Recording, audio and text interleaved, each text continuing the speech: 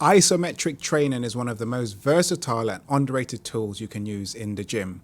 Whether you're rehabbing an injury, wanting to boost tendon health, or taking your athletic performance to the next level, incorporating isometric work into your program can deliver incredible benefits. So, what are isometric contractions?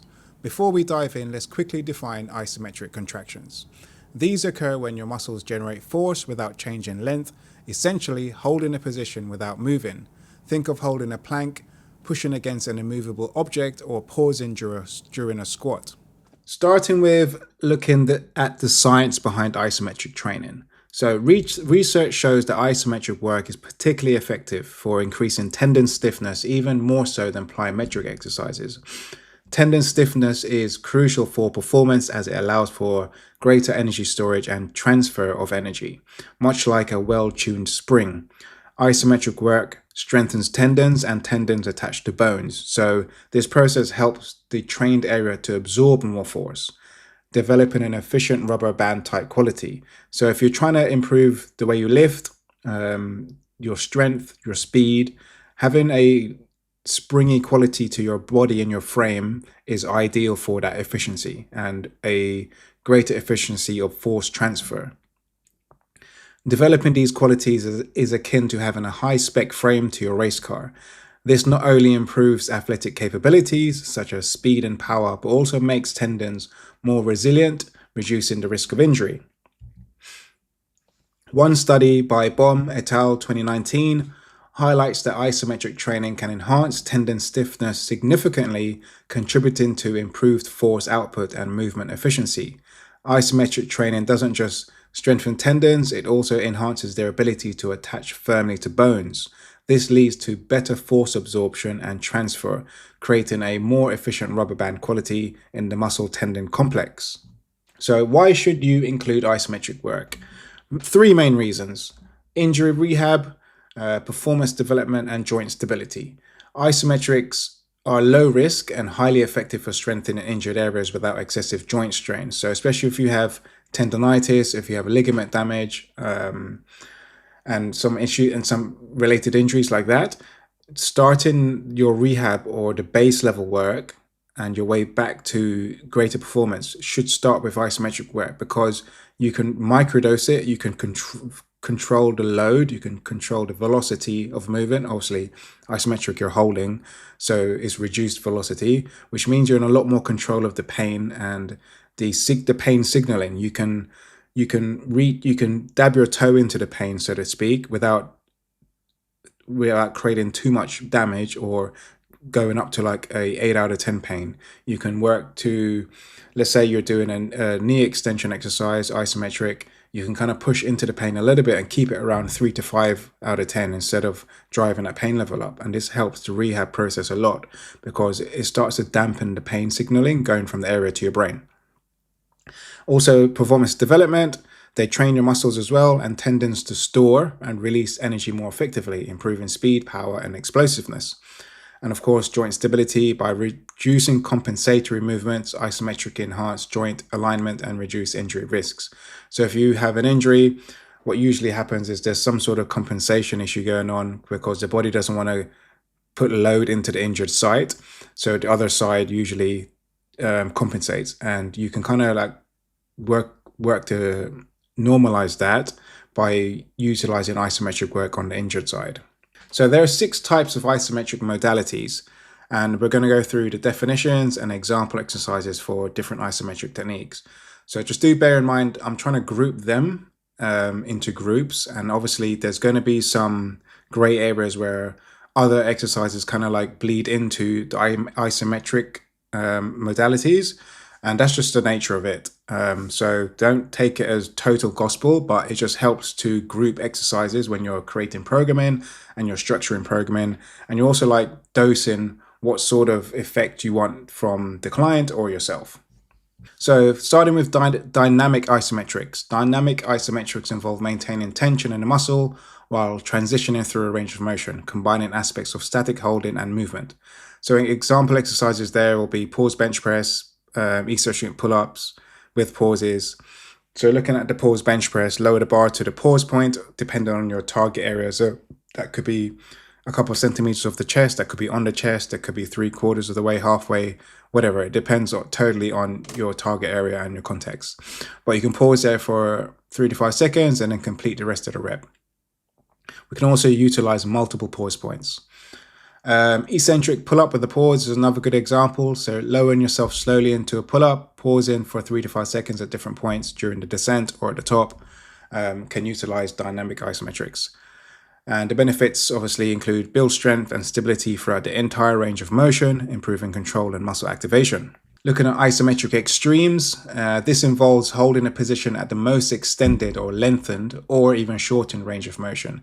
These positions maximize tension on the muscle or stretch the tendon for the adaptation that we want to see. So some example exercises could be a deep squat hold. So simply sitting in the deepest squat position you can manage and hold it there and just sit there for 3 to 5 minutes.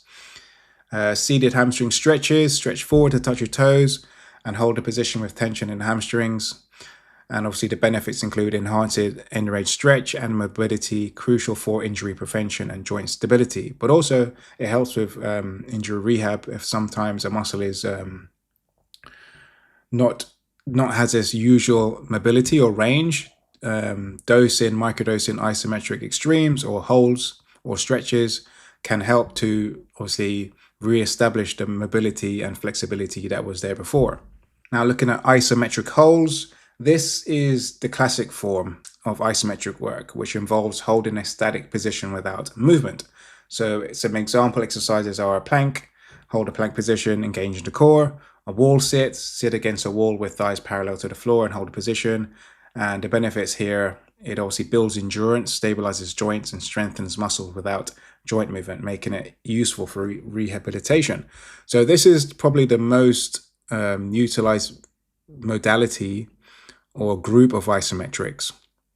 And there is like a very long list of exercises we can do to target different areas: the feet, the ankles, the knee, the hips, the glutes, elbows, wrists, and possibly even the neck. So there are a longer list of this. I've just given you a couple of variations, and there's plenty more for you to explore here, especially if you're trying to rehabilitate certain areas. And if certain muscles are inhibited through pain, or there's like reduced neural drive because of the injury and the pain signal to the brain, what happens is, let's say you've injured your knee, you got a patella issue or a tendon issue, you might find that there's less neural drive to that leg because of the injured site, and there's no endurance capacity of that muscle or that tendon.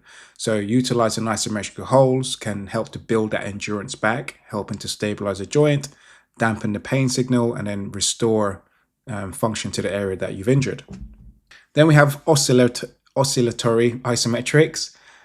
These involve a small rapid movements around isometric position to stimulate reflexive activation of the muscle.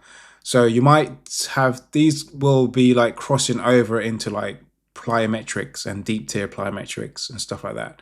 So it's kind of like a gray area there. So some example exercises or is the oscillatory squat hold, holding a squat position while bouncing slightly up and down a few inches. We can also do that with like single leg movements as well, split squats. Push-up pulses, hold a bottom push-up position while making small controlled pulses just above and below the sticking point.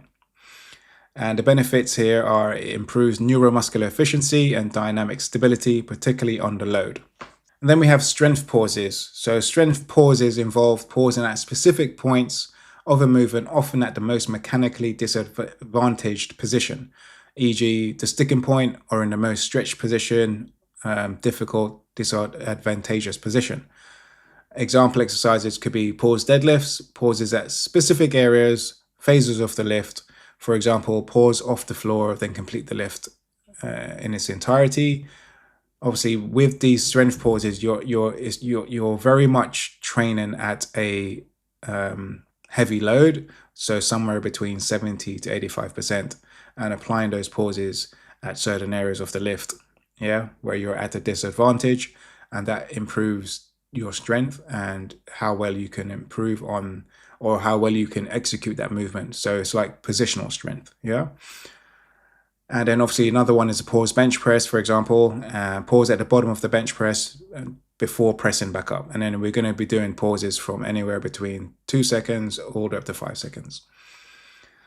And the benefits are it improves strength and control through weak points, enhancing overall lift performance. And then we finally have overcoming isometrics. In overcoming isometrics, you push or pull maximally against an immovable object, creating tension without movement. This is probably like the least least used that I see across gyms, and you might only see like high-level athletes utilizing this in track sports, field sports, and even like powerlifting, strongman, stuff like that. So some example exercises are deadlift, pull against safety pins, load the bar, pull against the pins at a set height or mid-chin, holding maximum tension for like 5 to 10 seconds. And then you also have a like bench press lockout against pins. Same thing here, press into the pins, set just above chest height, maintaining full force. Obviously, you can do these at varying positions depending on what position of the movement you're trying to target and what you're trying to work on, whatever weakness you're trying to work on. And the benefits obviously includes it builds maximal force production and neural drive, training the body to recruit more motor units. Okay, that's it, guys. Thanks for listening, watching. Hope that was very useful. If you got any comments, any questions, drop them down below.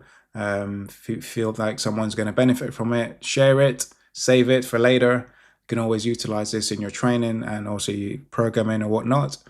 And if you're ready to take your performance to the next level and consider yourself highly ambitious and coachable, send me a DM, book in for a free 30-minute consultation call, and we can just chat about what you might need to work on and what you're currently doing. Okay, see you on the next one, guys.